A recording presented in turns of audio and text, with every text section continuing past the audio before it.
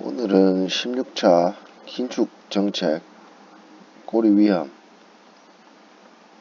낙수 효과, 낙인 효과, 낙인 효과, 난외 거래, 납부자 자동이체, 내국 신용장, 내부 등급법,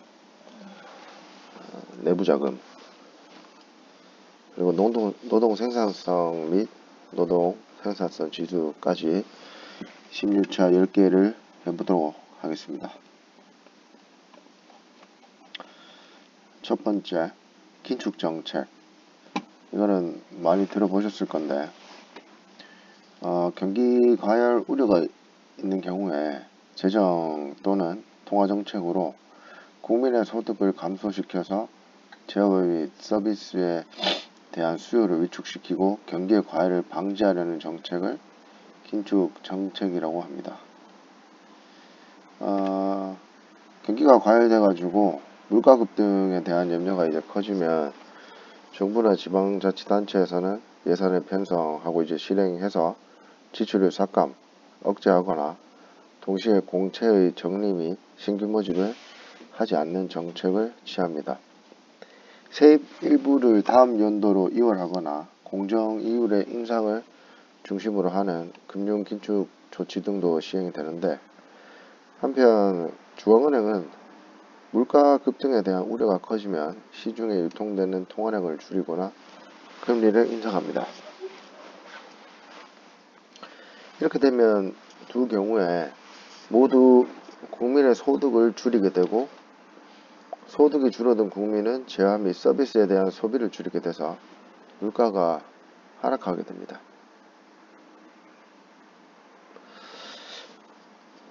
연관검색어 경기 조절 정책, 경제 안정화 정책, 재정 정책, 통화 정책 등이 있습니다. 꼬리 위험. 경제에 미치는 충격의 확률부 곡선이 종 모양이라고 가정한다면 양극단 꼬리 부분에서 발생 가능성은 매우 낮지만, 일단 발생하면 경제 전체에 지대한 영향을 줄 수 있는 위험을 꼬리 위험이라고 합니다. 주가, 환율 등의 이제 시장 데이터에서 분포의 꼬리 부분이 두터워지는 경우가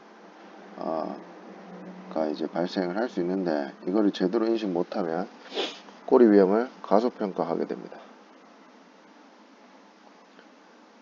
자, 세 번째, 이제는 니은 경제금융 용어가 지금 가나다 순으로 되어 있어서 이제는 벌써 니은으로 넘어왔습니다. 지금 상태가 저희가 16차로 이제 시작한 상태니까 한 150 한 2개 정도까지 경제금융 용어를 이렇게 보게 되면 153번째부터는 니은으로 넘어옵니다. 낙수 효과. 정부가 경제 정책으로 대기업, 그다음 고소득층, 부유층의 소득과 부를 이제 먼저 늘려주게 되면 이들의 소비와 투자 증가를 통해서 이 전체 경제 활동이 활발해지면서 결국에는 중소기업과 저소득층도 혜택을 볼 수 있다는 주장입니다. 근데 이 주장은 분배와 형평성보다는 성장과 효율성을 중시하는 논리에 근거를 하고, 실제 미국에서는 제41대 대통령인 부시가 1989년부터 92년까지 낙수 효과에 기반으로 경제정책을 채택하게 됐는데, 하지만 1993년 1월 당선된 클린턴 행정부는 이를 뒷받침하는 근거가 없다는 이유를 들어서 이전의 정책을 포기했습니다. 2015년 국제통화기금 IMF는 선진국, 신흥국 및 개발도상국을 대상으로 한 연구, A Global Perspective IMF를 통해서 상위소득 20%의 계층의 비중이 커질수록 경제성장률이 낮아진다는 실증 분석 결과를 발표했는데, 이는 낙수 효과가 현실에서 작동하지 않을 수 있음을 시사한다고 합니다. 연관 검색어는 분수 효과가 있습니다.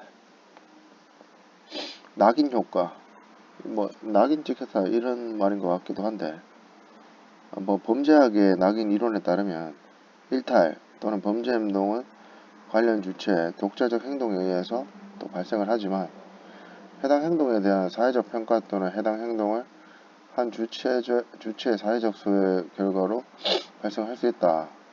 어떤 사람이 실수나 불가피한 상황에 의해 사회적으로 바람직하지 못한 행위를 한번 저지르고 이로 인해 나쁜 사람으로 낙인 찍히면 그 사람에 대한 부정적 인식이 형성되고 이 인식은 쉽게 사라지지 않는다.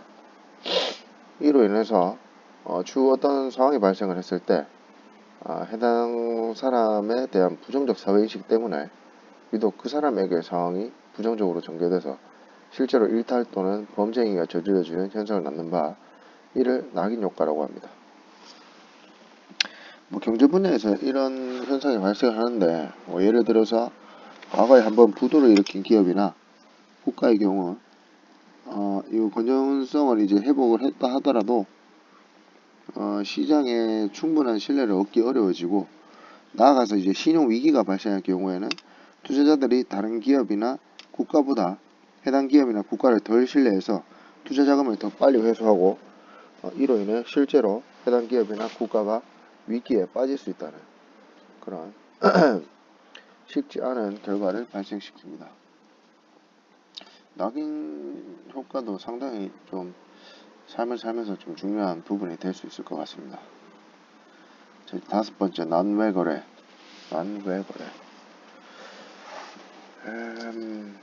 은행의 권리, 의무가 확정되지 않아서 재무상태표상 자산, 부채로 기록되지 않는 거래를 의미합니다. 대표적인 난외 거래로는 신용대체거래, 특정거래 관련 우발채무, 무역금융, 증권인수보증, 금리 및 외환 관련 파생상품 거래, 신용리스크 상담 등을 들 수 있습니다.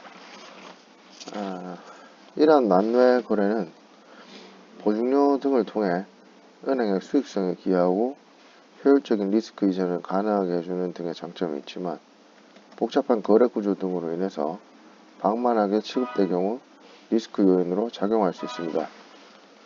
따라서 감독부는 최근 난외 거래에 대한 감독을 강화하고 있으며 바젤은행감독위원회 BCBS도 자기자본 비율 규제 시 난외 자산을 위험 가중 자산에 포함시켜 적절한 자기자본을 유지하도록 하고 있습니다.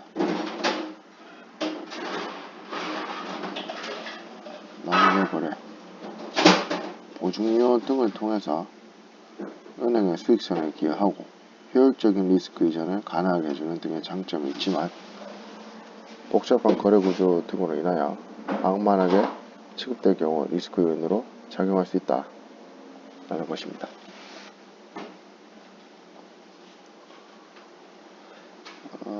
다음은 2차 납부자 자동이체부터 시작하겠습니다.